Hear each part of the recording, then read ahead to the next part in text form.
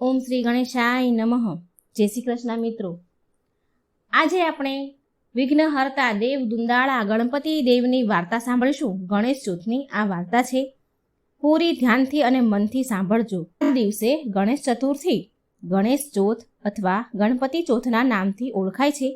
આ દિવસે વ્રત કરનારે ગણપતિ ચોથના નામની મૂર્તિ બનાવી ફૂલ, ચોખા, ધૂપ, દીપ અને નૈવેદ્ય ધરાવવા ગણપતિજીનું પૂજન કરવાનું. નૈવેદ્યમાં ભગવાનને લાડુ અતિશય પ્રિય છે, તેથી લાડુ બનાવી ધરાવવા પછી પૂજા કરવાની. વ્રત કરનારે આ દિવસે એક વખત જમી એક ટાણું કરવું. આખો દિવસ ભજન કીર્તનમાં પસાર કરવાનો. ત્યાર પછી બીજે દિવસે કે પાંચમે ગણપતિજીની મૂર્તિને જળમાં પધરાવી મોડું ભોજન લેવું. બ્રાહ્મણોને દાન દક્ષિણા શક્તિ ભક્તિ અનુસાર શક્તિ મુજબ અન્નદાન વસ્ત્રદાન કરવું. ગણપતિ મહારાજ શંકર ભગવાનના અને મા પાર્વતીજીના પુત્ર કાર્તિક સ્વામીના ભાઈ છે. ઉંદરનું વાહન છે. રિદ્ધિ અને સિદ્ધિ તેમને વરેલી છે. કોઈ પણ સારો પ્રસંગ હોય, ધાર્મિક પ્રસંગો હોય તો ગણપતિ મહારાજની પહેલી પૂજા કરવી પડે. રીજે તો લાડુ આપે અને ખીજે તો સૂંઢ ફટકારે એવા આ ગણપતિ મહારાજ સર્વ દેવોમાં આ એક જ દેવ એવા કે પોતાના હાથમાં શસ્ત્ર રાખે નહીં, પરંતુ લાડુ રાખે. એક દિવસ ગણપતિજી દેવલોકમાં કૈલાસ જતા હતા. એવામાં જ્યાં ચંદ્રની પાસેથી નીકળ્યા કે ચંદ્ર ગણેશજીનું આવું સ્વરૂપ જોઈને ખીખી કરીને હસવા લાગ્યા. એને ઠેકડી કરવાનું મન થયું અને બોલ્યા, વાહ ભાઈ વાહ, મોટું પેટ અને લાંબી સૂંઢ. આમ ચંદ્ર મશ્કરીમાં બોલ્યો અને ફરી હસવા લાગ્યા. પરંતુ ગણપતિ મહારાજ કાંઈ બોલ્યા નહીં અને આગળ ચાલવા લાગ્યા. ત્યાં તો પેલો ચંદ્ર ફરીથી ઠેકડી કરવા લાગ્યો. મશ્કરી કરે છે અને હસવા લાગ્યો ને બોલ્યા, એ દુંદાળા દેવ, આમ ઉંદરની સવારીએ ઠચુક જાવ છો તે ક્યારે કૈલાસ પર પહોંચશો? લ્યો કોઈ ઝડપી વાહન આપું. ગણપતિજી આ વખતે પણ શાંત રહ્યા. ઢીખળે ચડેલો ચંદ્ર પોતાનો વિવેક ચૂકી ગયો. વાણી કડવી વખ જેવી થઈ અને બુદ્ધિહીન થઈને બોલ્યો, બહાર તો આવા દેખાવ છો એ તો જાણ્યું, પરંતુ બોલતા પણ નથી. તે શું મૂંગા પણ છો? તમે મૂંગા પણ છો? આટલું સાંભળતા જ ગણપતિજીની આંખો તો લાલ પીળી થવા લાગી, લાલ ચોળ થઈ ગઈ. એમને થયું, હવે હદ થાય છે. આ ચંદ્ર પોતાના રૂપના અભિમાનમાં છકેલો છે. હવે તેને શિક્ષા આપવી જ પડશે. આમ વિચાર કરી ગણપતિ મહારાજ ક્રોધે ભરાઈને બોલ્યા, હે ચંદ્ર, તું તારા રૂપના અભિમાનમાં છકેલો છું, પણ યાદ રાખ, મારો તને શ્રાપ છે કે આજે ભાદરવા સુદ ચોથના દિવસે ત્રણેય લોકમાં વસનારા સર્વ કોઈ તારી સામે નહીં જુએ, અને કદાચ કોઈ જોશે તો તે મહા મુશ્કેલીમાં આવી પડશે. શ્રાપ સાંભળતા જ ચંદ્રનો ગર્વ ઓગળી ગયો. તેને થયું, અરર, આ તો મારાથી અવિવેક થઈ ગયો. અભિમાનમાં મેં વાણીનો સંયમ પણ રહ્યો નહીં. તે કાપવા લાગ્યા અને જ્યાં ગણપતિજીની સામે કાંઈ કહેવા જાય તો જુએ છે તો ગણપતિજી તો ક્યારનાય આગળ નીકળી ગયા. ચંદ્રને પસ્તાવો થવા લાગ્યો, પણ હવે શું થાય? ચંદ્રને એવી ભોઠપ લાગી કે તે છુપાઈ ગયો અને અંધકાર છવાઈ ગયો. અને અચાનક અંધકાર છવાવાથી ભારે અંધાધૂંધી ફેલાઈ. દેવ પણ ગભરાઈ ગયા. તેઓ ભેગા થઈને ભગવાન પાસે ગયા કે મહારાજ, ચંદ્રના શ્રાપનું કંઈ નિવારણ કરો. ભગવાન કહે, દેવતાઓ સાંભળો, આ તો ગણેશજીનો શ્રાપ છે, માટે તેમના સિવાય શ્રાપનું નિવારણ કોઈ ન કરી શકે. માટે આપ સર્વ ગણપતિજી પાસે જાઓ. વળી ગણપતિજી તમારા ઉપર ખુશ થાય તેવો કોઈ રસ્તો હું તમને બતાવું છું, તે સાંભળો. તમે બધા ચંદ્ર પાસે જઈને એને કહેજો કે ભાદરવો માસ બેસે એટલે સુદ એકમથી સુદ ચોથ સુધી ગણેશ ચોથનું વ્રત કરે અને એ વ્રતની વિધિ આ પ્રમાણે છે. સૌ પ્રથમ ગણપતિજીની સોનાની મૂર્તિ બનાવવાની. જો સોનાની ન બનાવો તો પરિસ્થિતિ કે સ્થિતિ પ્રમાણે કોઈ પણ ધાતુની બનાવવી, અને એ પણ શક્ય ન હોય તો ગણપતિજીની છબી લેવી. પછી એકમથી ચોથમાં જે દિવસે શુભ હોય તે દિવસે સારા ચોઘડિયામાં ગણેશજીની સ્થાપના કરવાની. પછી તેનું પૂજન કરવાનું, લાડુ નૈવેદ્ય ધરાવવા. પછી વાજતે ગાજતે એ દિવસે સાંજે ગણપતિજીની મૂર્તિને જળમાં પધરાવી એ દિવસે બ્રાહ્મણોને જમાડવા, દાન કરવું. આમ કરવાથી ગણપતિ મહારાજની કૃપા ચંદ્ર ઉપર થશે. ગણપતિ મહારાજ તેના ઉપર પ્રસન્ન થશે અને તેના શ્રાપનું નિવારણ પણ થઈ જશે. દેવતાઓના કહેવાથી ચંદ્રએ ગણેશ ચોથનું વ્રત કર્યું, વિધિ પ્રમાણે વ્રત કર્યું અને ગણપતિજીને પ્રસન્ન કર્યા. ગણેશજી તેના ઉપર પ્રસન્ન થયા.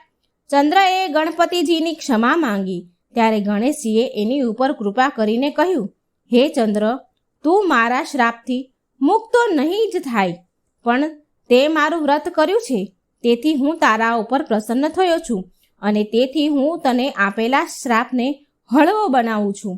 આજથી જે મનુષ્ય ભાદરવા સુદ બીજના ચંદ્રનું દર્શન કરીને પછી સુદ ચોથના દર્શન કરશે તો તેને કોઈ પણ જાતની મુશ્કેલીઓ નહીં આવે, પણ ફક્ત સુદ ચોથના દિવસે જ દર્શન કરશે તો તેની મુશ્કેલીઓ આવ્યા વગર નહીં રહે. અને આજ પછી ભાદરવા સુદ ચોથના દિવસે વિધિપૂર્વક જે કોઈ મારું વ્રત કરશે તેના ઉપર હું પ્રસન્ન રહીશ અને તેના સંકટોનું નિવારણ કરીશ. હે ગણપતિ મહારાજ, આપનું વ્રત કરનારને, સાંભળનારને, કથા સાંભળનારને આપ જેવા ફળ્યા તેવા આજે અમો બધાને ફળજો. બોલો ગણપતિ મહારાજની જય. અંગારકી સંકટ ચોથની કથા. હે સમસ્ત જીવના દાતા ગણેશજી, તમને નમસ્કાર છે. સંકટોને દૂર કરનારા દેવ, આપને મારા નમસ્કાર હો. કૃષ્ણ પક્ષની ચતુર્થીના દિવસે ચંદ્રોદય સમયે પૂજનારા દેવ, આપને મારા નમસ્કાર છે. સૌને અંગારિકા ચોથની ખૂબ ખૂબ શુભકામનાઓ મિત્રો. જય શ્રી ગણેશ. અંગારકી સંકટ ચોથનો મહિમા વ્રત કથા સાંભળવા માત્રથી આપણને 21 ચોથનું પુણ્ય ખૂબ જ મળી જાય છે. 21 ચોથનું પુણ્ય મળે છે. માટે આજની ચોથ ખૂબ જ મહત્વની છે. તો અંત સુધી મિત્રો આ મારો વિડીયો જરૂર જોજો અને વિડીયો સારો લાગે તો લાઈક અને શેર પણ જરૂર કરજો. અને મિત્રો આપ ચેનલમાં નવા છો તો સબસ્ક્રાઈબ પણ જરૂર કરી લેજો. ભગવાન શ્રી ગણેશની આરાધના, ઉપાસના અને પ્રાર્થના કરવાનો અનેરો અવસર એટલે કે જેઠ મહિનામાં અને અન્ય મહિનામાં જે ચોથ આવે છે, જેમાં સુદ ચોથ અને વદ ચોથ બંને આવે છે, જેમાં એક વિનાયક ચોથ અને બીજી સંકટ ચોથ આવે છે. તો આ દિવસે આપણે આપણી યથાશક્તિ પ્રમાણે પૂજા કરીએ છીએ, ભગવાનને પૂજા આરાધના કરીએ છીએ, મંત્ર જાપ વગેરે કરીએ છીએ, જેથી આપણા પર શ્રી ગણેશજીની કૃપા અસીમ વરસતી રહે, એમના આશીર્વાદ આપણને મળે. ભગવાન શ્રી ગણેશ વિઘ્નહર્તા દેવ છે, સર્વ દુઃખ દૂર કરનારા દેવ છે. માટે તેમની કૃપાથી આપણા સુખ સમૃદ્ધિ ઘરમાં વધારો થાય છે. હંમેશા ઘરમાં શાંતિ અને પ્રેમ બન્યો રહે છે. અને જો એમાંય મંગળવાર અને સંકટ ચોથ હોય, અંગારકી ચોથ હોય તો સૌથી ઉત્તમ દિવસ ગણાય છે ચોથનો. આવો યોગ લગભગ વર્ષમાં 2 કે 3 વાર જ આવે છે. આ અંગારકી ચોથનું આટલું મહત્વ વિશેષ કેમ છે મિત્રો? આ સવાલ જો તમને હોય તો આના પાછળની એક શાસ્ત્રમાં કથા આપેલી છે, જે આ પ્રમાણે છે કે ભારદ્વાજ ઋષિ શ્રી ગણેશજીના પરમ ભક્ત હતા અને તેમના પુત્ર અંગારા ઋષિ પણ ભગવાન શ્રી ગણેશના ભક્ત બન્યા હતા. અને તેઓ માત્ર ભક્ત જ નહીં પરંતુ અનન્ય ભાવથી ભગવાન શ્રી ગણેશની ભક્તિ કરવા લાગ્યા. તેમની તપસ્યા અને ભાવ જોઈને ભગવાન શ્રી ગણેશ તેમના ઉપર પ્રસન્ન થયા અને વરદાન માંગવા કહ્યું. ત્યારે અંગારા ઋષિએ વિનમ્રતાથી કહ્યું કે હું આપના માત્ર દર્શન કરવા ઈચ્છતો હતો, માટે જ તમારી ભક્તિ કરું છું. ભગવાન શ્રી ગણેશ તો આ સાંભળીને વધારે પ્રસન્ન થયા, ફરી પ્રસન્ન થયા અને મંદ મંદ હસ્યા અને કહ્યું કે આજે કૃષ્ણ પક્ષની ચતુર્થી અને મંગળવાર છે અને જ્યારે આવો સંયોગ થશે ત્યારે એ ચતુર્થીનું નામ અંગારકી સંકષ્ટી ચતુર્થી હશે. જે કોઈ ભક્ત આજના દિવસે વ્રત કરશે, મારી પૂજા કરશે, આરાધના કરશે અને રાત્રે ચંદ્ર દર્શન કરીને પારણા કરશે તો હું એના દરેક સંકટને દૂર કરીશ. એવું અંગારા ઋષિને વચન આપ્યું હતું અને એટલા માટે જ તે દિવસથી લઈને આપણે ત્યાં અંગારિકી સંકટ ચતુર્થીનું વ્રત કરવામાં આવે છે. આજના દિવસે વિશેષ ઉઠીને સવારે ઉઠી સૂર્યોદય પહેલા ઉઠી સ્નાન આદિ પરવારી સૂર્યનારાયણને જળ અર્પણ કરીને આપણા સહુના ઘરમાં ભગવાન શ્રી ગણેશનો ફોટો તો હોય જ છે, તો તેની પૂજા કરવી, ભગવાન શ્રી ગણેશને સ્નાન કરાવવું, જનોઈ પહેરાવી, વસ્ત્ર પહેરાવા, તેમને ફૂલ અર્પણ કરવા, દુર્વા અર્પણ કરવાના, પ્રસાદમાં લાડુનો ભોગ ધરાવવો, મોદક ધરાવવા અને જો લાડુનો પ્રસાદ ન તમે ધરી શકો તો અન્ય કોઈ પણ સૂકા મેવા કે અન્ય પ્રસાદ પણ ધરી શકાય છે. પણ એક વાતનું મિત્રો ખાસ ધ્યાન રાખવું કે ભગવાન શ્રી ગણેશની પૂજામાં તુલસીજીનો ઉપયોગ ક્યારેય કરવો નહીં તથા પૂજા કરતી વખતે કાળા રંગના વસ્ત્ર પણ પહેરવા નહીં.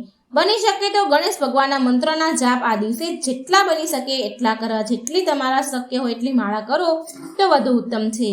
ઓમ ગંગ ગંગ ગણપતિએ નમઃના જરૂર મંત્રના જાપ કરવા. ભગવાન શ્રી ગણેશને ઘી ગોળ અતિ પ્રિય છે, માટે ઘી ગોળનો પ્રસાદ પણ ધરવો. કહેવાય છે કે જેની કુંડળીમાં મંગળ ભારે હોય, નબળો હોય તો તેને અંગારકી ચોથનું વ્રત કરવું જોઈએ, જેથી તેમને ઉત્તમ ફળ મળે અને તેની કુંડળીમાં રહેલો મંગળ દોષ ભગવાન શ્રી ગણેશના આશીર્વાદથી તે દૂર થઈ જાય. આજના દિવસે પૂજા ઉપરાંત આ ચોથની કથા સાંભળવાની પણ ખૂબ મહિમા છે. ભગવાન શ્રી ગણેશના પાઠ કરવાના, મંત્ર જાપ કરવા, સવાર સાંજ કોઈ પણ સમયે ભગવાન ગણેશજીના મંદિરે દર્શન કરવા બની શકે તો જવું જોઈએ.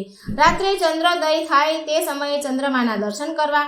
જ્યારે પણ ચંદ્ર દર્શન થાય ત્યારે ચંદ્રદેવને અર્ધી આપવી અને અર્ધી આપતી વખતે એ ખાસ ધ્યાન રાખવું કે અર્ધી આપતી વખતે એ જળ આપણા પગ પર પડે નહીં, કારણ કે આ ખૂબ જ પવિત્ર જળ છે.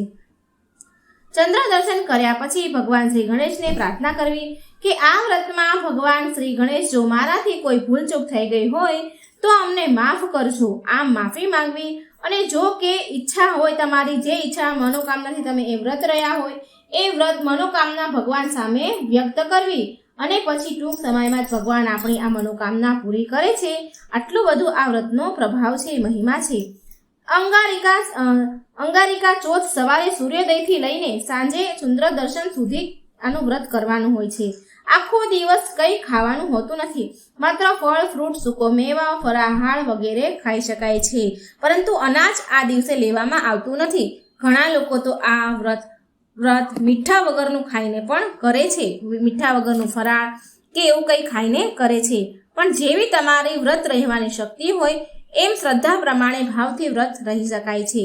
માત્ર અનાજ ખાવું નહીં. ચંદ્ર દર્શન કર્યા બાદ જ એક ટાણું કરવામાં આવે છે. એક ટાણામાં અનાજ ચંદ્ર દર્શન બાદ જ લેવાય છે. આ વાતનું ખાસ ધ્યાન રાખવું. તો આવી રીતે આપણા શાસ્ત્રમાં જેઠ માસની સંકટ ચોથ, અંગારકી સંકટ ચતુર્થીનું મહાત્મય કહેલું છે. હવે આપણે આ કથા સાંભળીએ કે જેથી જેણે આ વ્રત નથી પણ કર્યું તો એ આ કથાને સાંભળી લે અને જેણે વ્રત કર્યું છે તો એ પણ આ કથા સાંભળી એમનું વ્રત પૂરું કરે. હવે આપણે આ કથા સાંભળીએ તો મનમાં ભગવાન શ્રી ગણેશનું નામ લઈને આ કથા સાંભળજો. બોલો શ્રી ગણપતિ ગજાનંદ મહારાજની જય. દયાદેવ નામના એક બ્રાહ્મણની આ કથા છે. સતયુગની આ વાત છે. પૃથુ નામનો રાજા પોતાનું રાજ્ય ધર્મ અનુસાર કરી રહ્યો હતો. રાજ્ય કરી છે. તેના રાજ્યમાં દયાદેવ નામનો એક બ્રાહ્મણ હતો. તેને વેદ પારંગત નામના 4 પુત્ર હતા. તેમના લગ્ન શાસ્ત્રોક્ત વિધિથી કરવામાં આવ્યા હતા અને બધા સુખેથી રહેતા હતા. એક દિવસ મોટા દીકરાની વહુએ તેની સાસુને કહ્યું કે હું મારા પિયરમાં ગણેશ સંકટ ચતુર્થીનું વ્રત કરતી હતી. મારી ઈચ્છા છે કે હું એ વ્રત અહીં પણ કરું અને એ માટે હું તમારી અનુમતિ માંગુ છું. આ સાંભળી સસરા બોલ્યા કે વહુ, તમે બધી જ વહુમાં મોટા છો, તમને કોઈ પણ પ્રકારનું કષ્ટ નથી, તો પછી વ્રત કરવાની શી જરૂર? તમારો આ સમય વ્રત કરવાનો નથી. ખાવો, પીવો અને મોજ કરો. થોડા સમય પછી મોટી વહુ ગર્ભવતી થઈ. 9 માસ પછી તેણે સુંદર પુત્ર રત્નને જન્મ આપ્યો. તેણે ફરી પોતાની સાસુમા પાસે ગણેશ સંકટ ચતુર્થીનું વ્રત કરવાની અનુમતિ માંગી, પરંતુ તેનું સાસુએ અનુમતિ આપી નહીં. આમ વારંવાર વ્રત ન કરવા દેવાના કારણે ભગવાન શ્રી ગણેશ કોપાયમાન થયા અને મોટી વહુના પુત્રને ગણેશજીએ અદ્રશ્ય કર્યો. ઘણી બધી શોધખોળ કરી, પરંતુ બાળકનો તો ક્યાંય પતો લાગ્યો નહીં. ઘરમાં બધા જ દુઃખમાં ગરકાવ થઈ ગયા. આ સમયે મોટી વહુએ પોતાના સાસુ સસરાને કહ્યું કે મેં તમને વારંવાર શ્રી ગણેશજીનું સંકટ ચતુર્થીનું વ્રત કરવાની અનુમતિ માંગી હતી, પણ તમે બંનેએ મારી વાત માની નહીં અને એટલે જ ભગવાન શ્રી ગણેશ આપણા ઉપર કોપાયમાન થયા છે અને મારા પુત્રને અદ્રશ્ય કર્યો છે. હવે તમે મને સંકટ ચતુર્થીનું વ્રત કરવાની અનુમતિ આપો તો હું વ્રત કરું કે જેથી મારો પુત્ર મને પાછો મળે. દુઃખમાં ડૂબેલા સાસુ સસરાએ પોતાની પુત્રવધૂને ગણેશજીનું વ્રત કરવાની મંજૂરી આપી. આથી હવે દર માસે વદ પક્ષની આવતી સંકટનાશક ગણેશ ચોથનું મોટી વહુ વ્રત કરવા લાગી. આ સમયગાળામાં એક વૃદ્ધ દુર્બળ બ્રાહ્મણ તેમને ત્યાં ભિક્ષાર્થે આવ્યા અને કહેવા લાગ્યા કે હું ઘણા દિવસથી ભૂખ્યો છું. ભૂખને કારણે મારાથી ચાલી શકાતું નથી, માટે મોટી વહુએ આ ભૂખ્યા બ્રાહ્મણને પ્રેમથી જમાડ્યા અને વસ્ત્રાદિનું દાન કર્યું. આથી બ્રાહ્મણ બહુ પ્રસન્ન થયા અને બોલ્યા કે દીકરી, તારે જે જોઈએ તું મારી પાસે માંગી લે. હું બ્રાહ્મણ વેશધારી ગણેશ છું અને હું તારી પરીક્ષા લેવા માટે અહીં આવ્યો છું. બ્રાહ્મણની વાત સાંભળીને મોટી વહુ કહેવા લાગી કે હે વિઘ્નેશ્વર ગણેશજી, જો આપ મારા ઉપર ખરેખર પ્રસન્ન થયા છો તો મારો ખોવાયેલો પુત્ર મને પાછો મળે તેવું કરો. પછી બ્રાહ્મણ બોલ્યા, હે પુત્રી, તું જેવું ઈચ્છે છે એવું જ થાવું. અને આટલું કહીને બ્રાહ્મણ રૂપધારી ગણેશજી અદ્રશ્ય થઈ ગયા. થોડા દિવસ પછી કોઈ વટે માર્ગુ દયાદેવનું ઘર પૂછતા પૂછતા આવ્યા. તેની સાથે એક બાળક પણ હતું. વટે માર્ગુએ દયાદેવને આ બાળક વિશે પૂછપરછ કરી ત્યારે દયાદેવ પોતાના પૌત્રને ઓળખી ગયા અને છાતીએ લગાવી દીધો. પોતે ગદગદ થઈ ગયા અને ઘરના બધાને એકદમ ભેગા કરી પુત્ર પૌત્ર મળ્યાની જાણકારી આપી. ઘરના બધા આનંદિત થયા અને સંકટનાશક ગણેશજીને નતમસ્તક મનોમન પ્રણામ કરવા લાગ્યા. પછી ઘરના કુટુંબના દરેક વ્યક્તિ દર માસે આવતી સંકટ ચતુર્થીનું વ્રત કરવા લાગ્યા. અને જ્યારે આ બાબતની જાણ જ્યારે આડોશ પાડોશમાં બધાને થઈ ત્યારે તે લોકોએ પણ આ સંકટ ચોથનું વ્રત કરવા લાગ્યા. હે ભગવાન શ્રી ગણેશ, આપ જેવા મોટી વહુને ફળ્યા, દયાદેવ અને તેના પરિવારને ફળ્યા, એવું જ તમારું આ વ્રત કરનાર, વ્રત કથા સાંભળનાર, વાંચનાર, લખનાર અને આ વિડીયો જોનાર સાંભળનાર સર્વને ફળજો એવી અમારી તમને પ્રાર્થના છે. બોલો શ્રી ગજાનંદ મહારાજની છે. આપણે ગણપતિ દાદા અને 3 ડોશીમાની વાર્તા સાંભળીશું. ખૂબ સરસ મજાની વાર્તા છે. આ ગણપતિજીના તહેવારમાં ગણપતિજીની દાદાની વાર્તાઓ જરૂર સાંભળજો મિત્રો. એક સમયની વાત છે. એક ગામમાં સરલા નામના એક ડોશીમા રહેતા હતા. તે ડોશીમા ભગવાન ગણેશની બહુ પૂજાપાઠ કરતા હતા, બહુ ભક્તિ કરતા હતા. સરલા ડોશીમાને 2 દીકરા હતા. બંને દીકરા એના ઘરે બારે સુખી હતા. દીકરા બહુ સુખ શાંતિથી રહેતા હતા, પોતપોતાના ઘરે ખુશ હતા.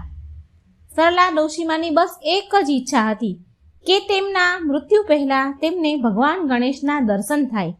તે આ ભાવથી, ભક્તિભાવથી રોજ ગણપતિજીને પ્રાર્થના કરતા, પૂજાપાઠ કરતા, મંદિરે દર્શન કરવા જતા.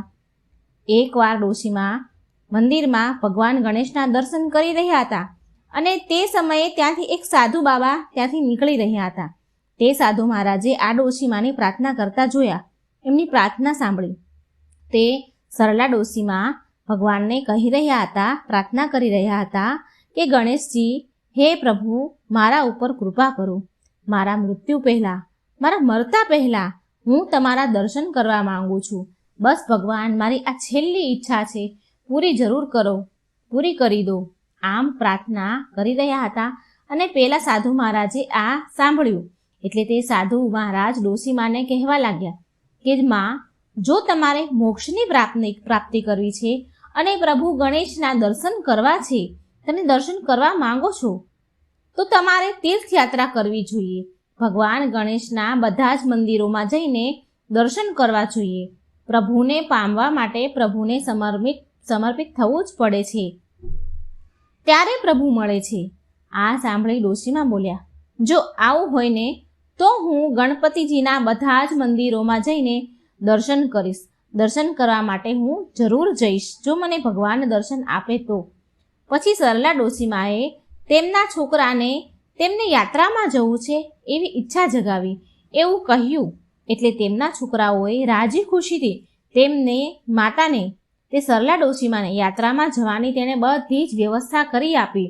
બધું જ સરસ મજાની વ્યવસ્થા કરી અને એમના છોકરાઓ એમની માને કહે છે કે લો માં, આ તમારી તીર્થયાત્રાની ટિકિટ છે. તમે શાંતિથી રાજી ખુશીથી તીર્થયાત્રામાં જાઓ અને પ્રભુના દર્શન કરો. સરલા ડોસીમાનો બીજો દીકરો બોલ્યો, માં, તમે એકલા યાત્રામાં કેવી રીતે જશો? કેવી રીતે કરશો? શું અમે કોઈ તમારી સાથે આવીએ માં? સરલા ડોસીમાં બોલ્યા, ના ના ના મારા વાલા દીકરાઓ, તમે અહીં રહી તમારા પરિવાર અને બાળકોને સંભાળો, તમારી ઘર ગૃહસ્થીને સંભાળો. હું શાંતિથી યાત્રા કરી આવીશ. તેમની વહુ બોલી, માજી, અમને તમારી બહુ યાદ આવશે. તમે જલ્દી આવજો અને અમે તમારી વાટ જોઈશું. પછી સરલા ડોસીમાં તેમના દીકરાઓને ગળે મળીને ખુશ થયા, ખૂબ વાલ કર્યો, જેમ કે જ્યારે ફરી ક્યારે પાછા આવવાના જ નથી. તેમ એ બધાને ગળે મળ્યા. ઘરના બધા સભ્યોને હળી મળીને એ ગયા. પછી યાત્રામાં જવા નીકળી ગયા. સરલા ડોસીમાં દેશના પ્રસિદ્ધ ગણપતિ દાદાના મંદિરમાં જઈને દર્શન કરતા અને ગણેશ ભગવાનના જાપ કરતા, એના નામના જાપ કરતા. ઓમ શ્રી ગણેશાય નમઃ, ઓમ શ્રી ગણેશાય નમઃ. આમ મંદિરે મંદિરે જઈને ભગવાનના જાપ કરતા, દર્શન કરતા. આમ શહેરોના મંદિરના દર્શનો માટે જાય છે. એકવાર સરલા ડોશીમાં બીજા કોઈ મંદિરના દર્શન કરવા માટે નીકળે છે, જાય છે, ત્યારે બહુ વરસાદ આવે છે. એ મંદિરે પહોંચી જ ગયા હોય છે. એ સમયે બહુ તેજ વરસાદ પડે છે. એટલે જે ત્યાંનું મંદિર હોય, ત્યાંની જે ધર્મશાળા હોય ત્યાં જાય છે, તેમાં રહી જાય છે. ધર્મશાળામાં રહે છે. ત્યાં ધર્મશાળામાં તેની મુલાકાત બીજી 2 ડોશીમાં સાથે થાય છે, જે તેના જેટલી જ ઉંમરની હોય છે. ધર્મશાળામાં આ 3 ડોશીમાં બેઠા બેઠા વાતો કરતા હોય છે. એમાં પેલી 2 ડોશીઓ વાતો કરે છે. તેમાંથી એક કહે છે કે આ વરસાદ તો બંધ થવાનું નામ જ નથી લેતો. વરસાદ બંધ થઈ જાય તો કાલ સવારે ગણપતિજીના દર્શન સારી રીતે થઈ જાય, પણ આ વરસાદ તો ઊભો જ નથી રહેતો. કેટલો જોરમાં આવે છે, ઊભો રહેવાનું નામ જ ક્યાં લે છે. વાતાવરણ પણ બહુ ઠંડુ થઈ ગયું છે, બહુ ઠંડી લાગી રહી છે. લાય ધાબળો કાઢીને ઓઢી લઉં. એટલે બીજા ડોશીમાં પણ બોલ્યા, જે એની જોડે હતા, કે હું પણ નવી સાલ કાઢી લઉં. બહુ ઠંડી લાગે છે, વાતાવરણ ઠંડુ થઈ ગયું છે. મારા છોકરા અને વહુએ મારા માટે નવી સાલ અને ધાબળો ખરીદીને લઈને આપ્યો છે મને, મારી જાત્રા માટે. મારી સાલ અને ધાબળો બહુ મોંઘા લાવ્યા છે મારા વહુ અને દીકરાઓ. સરલા ડોશીમાં આ બંને ડોશીમાની વાતો સાંભળે છે. તે બંને ડોશીમાં તેના ઘર પરિવારની વાતો કરી રહ્યા હતા અને સરલા ડોશીમાં ભગવાન ગણેશના નામનો પાઠ કરી રહ્યા હતા. આ તરફ કૈલાસ પર ભગવાન ગણેશ તેમની દિવ્ય દ્રષ્ટિથી આ બધું જ જોઈ રહ્યા હતા. ભગવાન ગણેશને વિચાર આવ્યો કે હું આ 3 ડોશીમાની પરીક્ષા લઉં. આમ વિચાર કરી ભગવાન ગણેશ એક ભિખારીનું રૂપ લઈને ધરતી પર આવ્યા. બહુ તેજ જોરદાર વરસાદ આવી રહ્યો હતો. એટલે ભારે વરસાદમાં ભગવાન ગણેશ ભિખારી બનીને ત્યાં ધર્મશાળામાં આવ્યા, જ્યાં આ 3 ડોશીમાં રોકાયા હતા. અને વરસાદમાં પલળતા પલળતા બૂમ પાડીને કહી રહ્યા છે કે આ વરસાદમાં મારા પૂરા કપડાં ભીના થઈ ગયા છે. માં, મને બહુ ઠંડી લાગી રહી છે, મને કંઈ ઓઢવાનું આપો ને. હું બહુ ધ્રુજી રહ્યો છું, મારા કપડાં ભીના થઈ ગયા છે, હું ઠરી રહ્યો છું. મને કંઈ ઓઢવાનું આપો ને. મને કોઈ તમારી સાલ કે ધાબળો હોય તો આપો ને. આ ભિખારીનો અવાજ અંદર બેઠેલા આ 3 ડોશીઓ સાંભળે છે. સૂતા સૂતા, આડા પડતા પડતા આ બધું એને અવાજ સંભળાઈ રહ્યો છે ભિખારીનો. અને એમાં પહેલી એક ડોશી વિચાર કરે છે કે આ ભિખારી ક્યાંક મારો ધાબળો ના માંગી લે. એમ કરી આ મારો ધાબળો માંગી લેશે તો હું શું કરીશ? સૂતા સૂતા સાંભળે છે, પણ મનમાં આમ વિચાર કરીને કે એવું વિચારે કે ક્યાંક માંગી લેશે તો હું ઘાટી ઊંઘમાં સૂતી હોય એવું નાટક કરું, એટલે મારો ધાબળો, મારી સાલ બચી જાય. બીજી ડોશી પણ આવી રીતે આડા પડ્યા આવું વિચાર કરે છે સૂતા સૂતા, કે મારી સાલ અને ધાબળો તો બિલકુલ નવા છે. જો મારી સાલ કે આ ધાબળો ભિખારીએ માંગી લીધો તો હું શું ઓઢીશ, હું શું કરીશ? એમ પર મારી વહુ અને મારા દીકરાએ આ સાલ અને ધાબળો મને નવા લઈ આપ્યા છે. હજી તો મારે આ સાલ અને ધાબળો કેટલાય વર્ષો વાપરવાના છે. ના ના ના ના, મારો આ સાલ અને ધાબળો તો હું નહીં જ આપું. હું પણ સૂવાનું નાટક કરું નહીં તો મારી નવી સાલ મારા હાથમાંથી ચાલી જશે.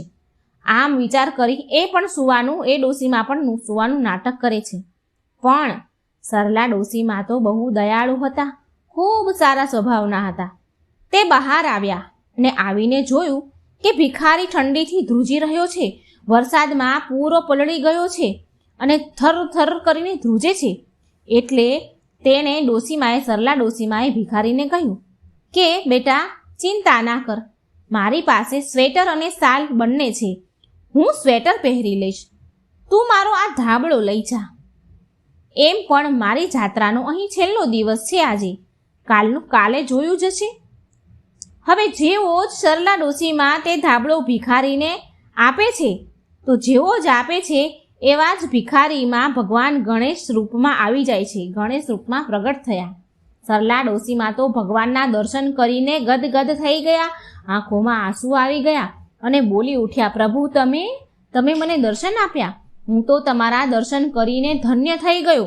ગણપતિજી બોલ્યા, માં, હું તમારી ભક્તિથી બહુ પ્રસન્ન છું, તમે મારી પરીક્ષામાં સફળ થયા છો માં, માંગો માં, તમારે શું જોઈએ છે?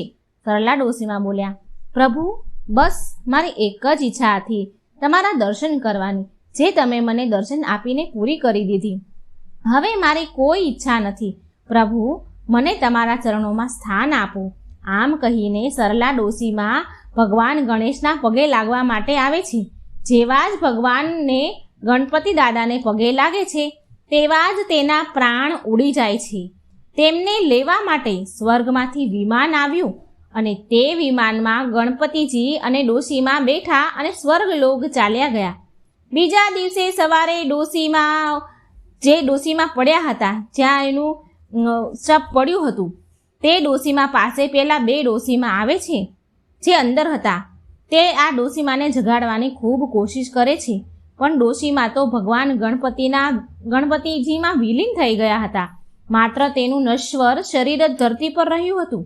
ડોશીમાની આત્માને તો મોક્ષ મળી ગયો હતો. આસપાસના લોકોએ પણ આ ડોશીમાને જોયા અને બોલ્યા, આ માજી તો ભગવાનના ઘરે ચાલ્યા ગયા છે. પછી પેલી બે ડોશીઓ મંદિરના દર્શન કરીને પોતપોતાને ઘરે ગઈ અને સરલા ડોશીમાના વહુ અને દીકરાએ તેની માતાના અંતિમ સંસ્કાર કર્યા. તેમના દીકરાઓ જાણતા હતા કે તેમની માતાની આત્માને ભગવાન ગણેશે મોક્ષ પ્રદાન કરી દીધો છે. તો મિત્રો, આ હતી સરસ મજાની ગણપતિજી અને ડોશીમાની વાર્તા. જો મારી વાર્તા સારી લાગે તો મારી ચેનલને લાઇક, સબસ્ક્રાઈબ અને શેર જરૂર કરજો. કોમેન્ટ બોક્સમાં ગણપતિજીનું નામ જરૂર લખજો. જય શ્રી કૃષ્ણ, રાધે રાધે, થેન્ક યુ. ગણપતિજી અને એક ગરીબ સ્ત્રીની આ વાર્તા છે. એક સમયની વાત છે. એક વિમળા નામની એક ગરીબ સ્ત્રી રહેતી હતી ગામમાં. તે બહુ ઈમાનદાર અને સારા સ્વભાવની હતી. પણ કહેવાય છે ને કે પૂર્વજન્મના કર્મના ફળ તો ભોગવવા જ પડે છે. તે ગરીબ સ્ત્રીના જીવનમાં બહુ અપાર દુઃખ હતા. તે સ્ત્રીનો પતિ હંમેશા બીમાર રહે. વિમળાને 4 છોકરા હતા. ઘરની બધી જ જવાબદારી, ખર્ચ બધું જ વિમળા પર હતું. વિમળા બિચારી વાંસના ટોપલા અને વાંસના પંખા બનાવીને વેચતી હતી. ઘણીવાર પૈસા મળે તો જમવાનું બને ઘરમાં, નહીં તો ભૂખ્યા સૂવું પડે. કોઈ વાર ચૂલો જગે અને કોઈ વાર ન પણ જગે. આટલી ગરીબી અને અપાર દુઃખ. એકવાર વિમળા વાંસનો ટોપલો અને વાંસના પંખા વેચવા માટે એક શેઠની ઘરે ગઈ. વિમળાએ ત્યાં એવી વાત સાંભળી કોઈના મોઢે કે ગણપતિ બાપાની પૂજા કરવાથી બધા જ દુઃખો દૂર થાય છે. ભલે મનુષ્યના પાછલા જન્મના કર્મ ગમે તેટલા ખરાબ હોય, ગમે તેવા હોય, પણ ગણેશજીની જો પૂજા કરવામાં આવે તો મનુષ્ય ધનવાન બની જાય છે. તેના બધા જ કષ્ટો વિઘ્નહર્તા દેવ ગણપતિ દાદા હરી લે છે અને ધન સંપત્તિ આપે છે. ગણપતિજીની પૂજાનો આટલો બધો મહિમા સાંભળીને વિમળાએ મનમાં નિર્ણય કરી લીધો કે ગણપતિજીની મૂર્તિ લાવવા માટે તે વિમળા દિવસ રાત ખૂબ મહેનત કરવા લાગી. રાત દિવસ વાંસના ટોપલા અને પંખા બનાવવા લાગી. બહુ મહેનત કર્યા પછી એ થોડા પૈસા ભેગા કરી શકે છે. એને ભગવાનની સેવા કરવી હતી, મૂર્તિ લાવી હતી, પૂજા કરવી હતી, માટે એ પૈસા ભેગા કરતી હતી. બહુ મહેનત કર્યા પછી થોડા ઘણા પૈસા એની પાસે ભેગા થઈ ગયા. એટલામાં ભાદરવો મહિનો પણ આવી ગયો. ગણેશ ચોથનો દિવસ પણ આવવાની તૈયારી. વિમળા ગણેશ ઉત્સવ મનાવવા માટે બજારમાં મૂર્તિ લેવા માટે જાય છે. પણ વિમળાને જોઈને દુકાનદાર એવું કહેવા લાગે, જે દુકાને લેવા જાય એ દુકાનદાર એવું કહે કે તું નીચલી જાતિની છો, તું અછૂત છો, નીચી જાતિની છો, તને અમે ગણેશજીની મૂર્તિ નહીં આપીએ, હું તને ગણેશજીની મૂર્તિ નહીં આપું. આમ દુકાનદારે વિમળાને મૂર્તિ આપવાની ના કહી દીધી. બજારમાં 3 દુકાનો હતી. વિમળા એક પછી એક એમ 3 દુકાનમાં ગઈ મૂર્તિ લેવા માટે. પણ વિમળા જેવી દુકાનમાં જાય એવા દુકાનદાર વિમળાને જોઈને દુકાનવાળા તેને એવું કહે, દૂર ઊભું રહેવાનું કહે, મૂર્તિઓથી આગે ઊભી રહે એવું કહે, અને મૂર્તિ આપવાની પણ ના પાડી દે કે તું અછૂત છો, માટે અમે તને મૂર્તિ નહીં આપીએ. દુકાનદારના મૂર્તિના ન આપવાના કારણે વિમળા બહુ દુઃખી થઈ. બધી જ દુકાને ગઈ, ભટકી, પણ કોઈએ તેને ભગવાન ગણેશની મૂર્તિ આપી નહીં. નીચી જાતિની માનીને, અછૂત માનીને કોઈએ પણ ભગવાનની મૂર્તિ વિમળાને આપી નહીં. વિમળા વિચારી રડતી રડતી ઘરે આવી ગણપતિજીને સ્મરણ કરતી જાય છે અને રડતી જાય છે અને આમે ઘરે આવે છે. વિમળાએ પછી યાદ કરે છે, વિમળાએ તેની દાદી અને નાની પાસે એવી વાતો સાંભળી હતી, એવું સાંભળ્યું હતું કે બ્રહ્માંડમાં સૌથી પવિત્ર કંઈ હોય તો ગાયનું છાણ હોય. સૌથી પવિત્ર ગાયનું છાણ માનવામાં આવે છે.